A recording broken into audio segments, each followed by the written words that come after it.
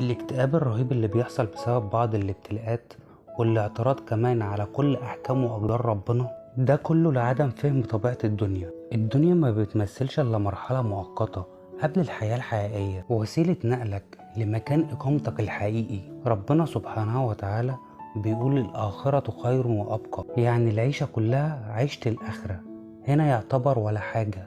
عمرك ما هتفهم المشكلة طالما انت فاهم ان الحياة اخرتها موت وخلاص، يبقى هتفضل في نفس حالة الاكتئاب بتاعتك ديت. من ناحية تانية الانسان اصله اتخلق في الجنة ونزل الارض في مهمة معينة هيخلصها في 70-80 سنة ويرجع تاني الجنة بإذن الله. عشان كده انت جواك حاجة بتقولك اللي احنا غرباء على كوكب الارض ده مش مكاننا، ده مش وطننا. ببساطة كده ده دار اختبار وشقاء، زي كوبري كده تعدي عشان توصل للبر التاني. ربنا لو أراد اللي احنا نفضل مبسوطين طول الوقت كان خلقنا في مدينة ملاهي، الحياة تبقى لذيذة جدا وجميلة، كان ممكن والله.